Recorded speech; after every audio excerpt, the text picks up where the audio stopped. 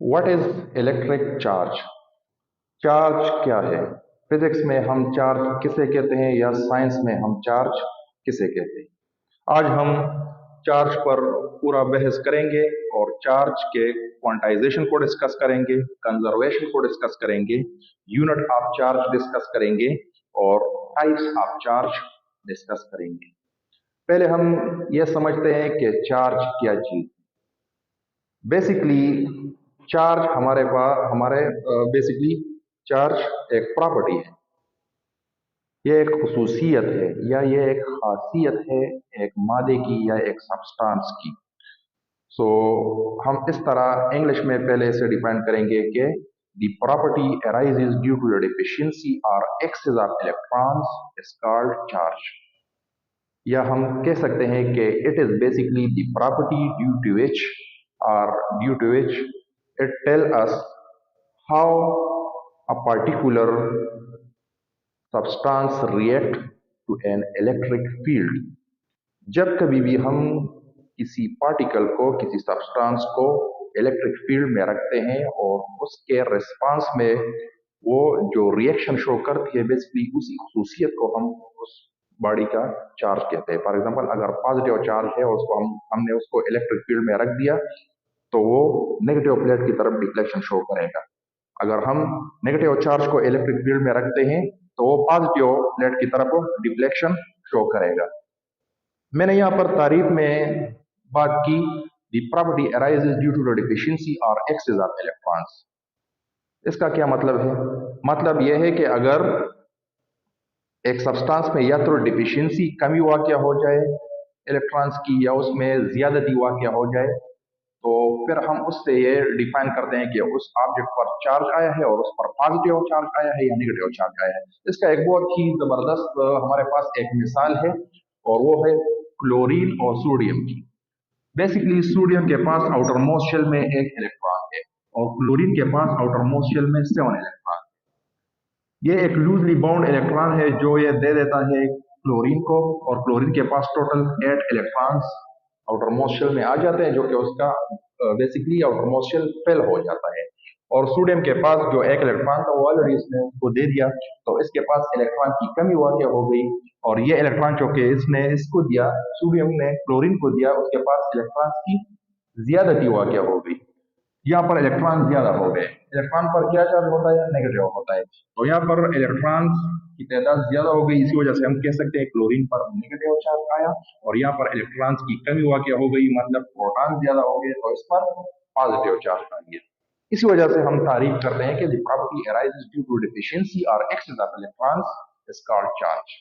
एक और तारीफ हम इस तरह भी कह सकते हैं कि the source of electricity is called charge, क्योंकि हमें पता है कि बेसिकली इलेक्ट्रिसिटी हमारे पास चार्ज की वजह से है, आइदर पॉजिटिव चार्ज की वजह से है या नेगेटिव चार्ज की वजह से। तो ये हमारे पास हो गया चार्ज का तारीफ।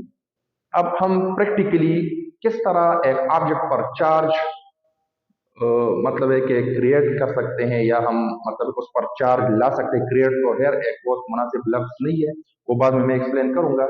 तो हम एक ऑब्जेक्ट पर चार्ज किस तरह ला सकते हैं? चार्ज लाने का हमारे पास एक बहुत ही बेसिक, हमारे पास बुक्स में एक एक्सपेरिमेंट जो डिस्कस किया जाता है वो बॉल पॉइंट और पीस ऑफ पेपर्स का। यहाँ पर मेरे पास इस मेज पर पीसेज ऑफ पेपर्स पड़े हुए हैं और मेरे पास यहाँ पर प्लास्टिक एक बॉल पॉइंट है। इस प्लास्टिक के बॉल पॉइंट को जब मैं अपने हेयर में रफ करता हूँ इस तरह, तो क्या हो जाता है? बेसिकली ट्रांसफर होते हैं इलेक्ट्रॉन्स हमारे पास हमारे हेयर से इस बॉल पॉइंट को, या हम कह सकते हैं कि बॉल पॉइंट पर चार्ज आ जाता है ट्रांसफरिंग ऑफ इलेक्ट्रॉन्स की वजह से। जब बॉल पॉइंट पर चार्ज आ जाता है और इस बॉल पॉइंट को मैं यहाँ पर इन छोटे छोटे टुकड़ों को नजदीक इस पर लाता हूँ, और यहाँ पर आप देख सकते हैं कि ये टुकड़े क्या हो जाते हैं? ये अट्रैक्ट होते हैं इस बॉल पॉइंट की तरफ। दोबारा मैं कर देता हूं, यहाँ पर आप देख सकते हैं पीसेस ऑफ पेपर यहाँ पर उड़ गए और ये इस बॉल पॉइंट के साथ चिमट गए। क्यों इस तरह हुआ?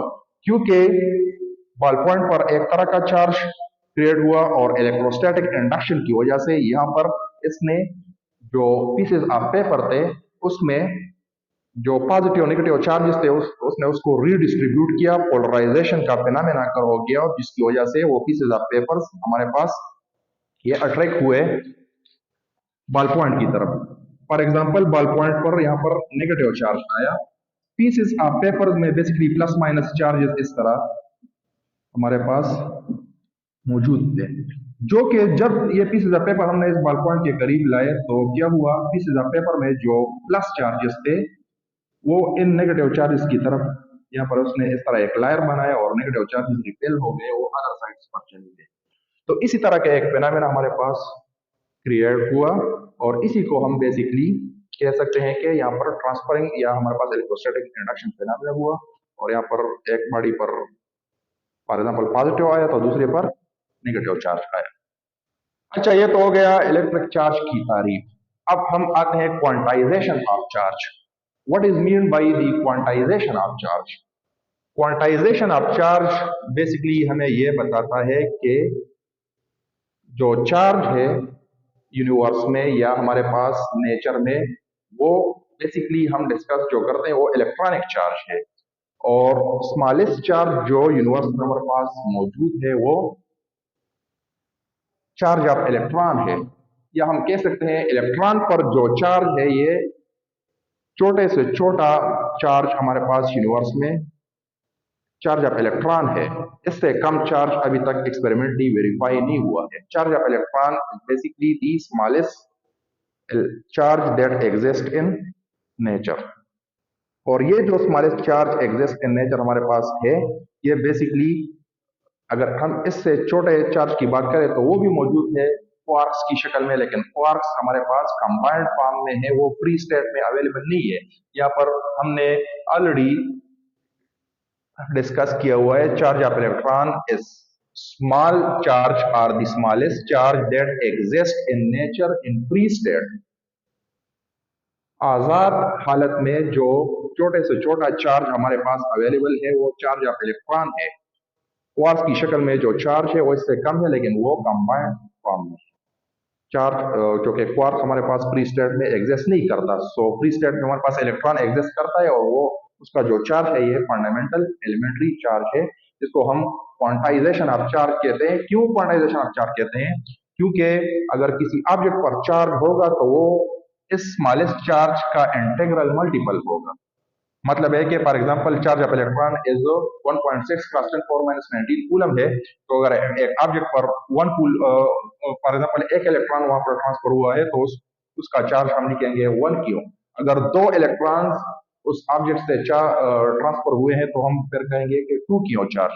अगर हम कहेंगे कि 3 इलेक्ट्रॉन्स ट्रांसफर हुए हैं तो फिर हम कहेंगे कि 3 क्यू चार्ज या ट्रांसफर हुआ है। और ये क्यों क्या चीज है? क्यों बेसिकली चार्ज ऑफ इलेक्ट्रॉन जो कि बराबर है -1.6 × 10⁻⁻19 coulomb charge of electron.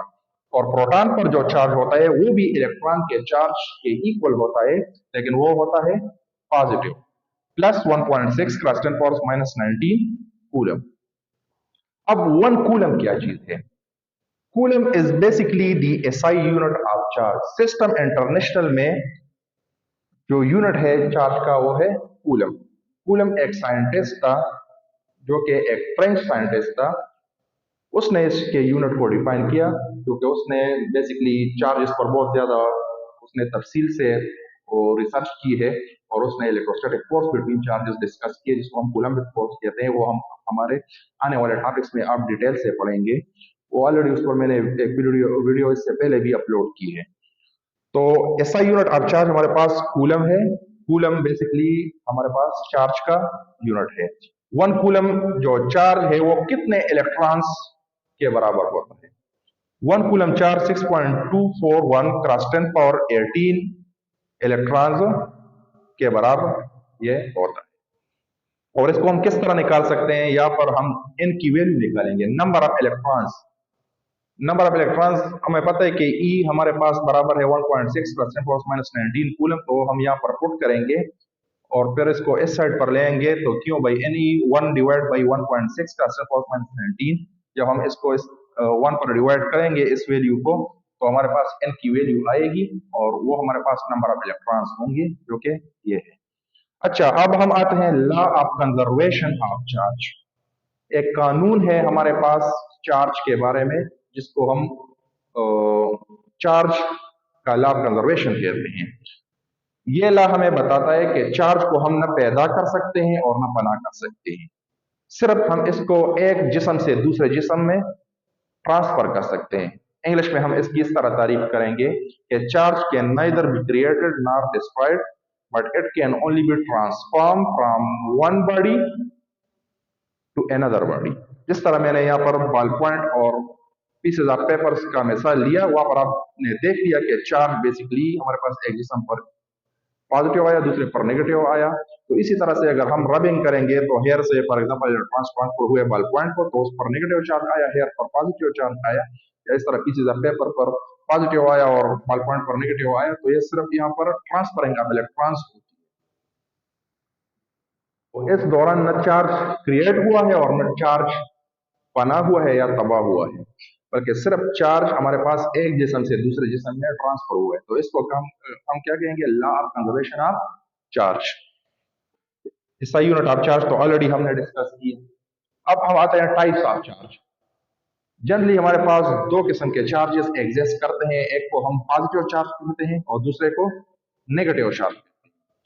Positive charges को हम लाइक चार्जेस कहते हैं। अगर हम दो पॉजिटिव चार्जेस को एक दूसरे के नजदीक लाते हैं तो एक दूसरे को दफा करेंगे या रिपेल करेंगे। Like charges repel each other. अगर हम प्रोटॉन के करीब प्रोटॉन लाएंगे तो ये एक दूसरे को रिपेल करेंगे। अगर हम इलेक्ट्रॉन को इलेक्ट्रॉन के नजदीक लाएंगे तो एक दूसरे को रिपेल करेंगे। लेकिन अगर हम प्रोटॉन और इलेक्ट्रॉन को एक दूसरे के नजदीक लाएंगे तो एक दूसरे को अट्रैक्ट करेंगे। तो opposite charges or unlike charges attract each other and like charges or same charges repel each other. These are the basic and fundamental properties of charges. Here we also define charge. अलगरज हमारे पास इस video में हमने charge क्या है उसको तफसील से पढ़ा। उसके बाद हमने ये सीखा कि क्वांटाइजेशन ऑफ चार्ज क्या है। उसके बाद हमने law of conservation of charge के बारे में पढ़ा और एसआई यूनिट ऑफ चार्ज पढ़ा, टाइप्स ऑफ चार्ज पढ़ा। Law of conservation of charge के बारे में एक और बात कि total charge of isolated system remains conserved. मतलब है कि चार्ज न पैदा किया जा सकता है, न बना किया जाता है, न बना किया जा सकता है, बस सिर्फ उसको हम एक ऑब्जेक्ट से या एक जिस्म से दूसरे जिस्म में मुंतकिल कर सकते हैं। लेकिन टोटल चार्ज एक आइसोलेटेड सिस्टम का वो कांस्टेंट रहेगा। उम्मीद करता हूँ आपको ये वीडियो पसंद आई होगी। इसी तरह के मजीद वीडियोस जो कि तारीख के हवाले से हों, जो कि साइंस के हवाले से हों, आपको मिलेंगी इस चैनल पर। काइंडली सब्सक्राइब करें इस चैनल को। थैंक यू, आपका शुक्रिया।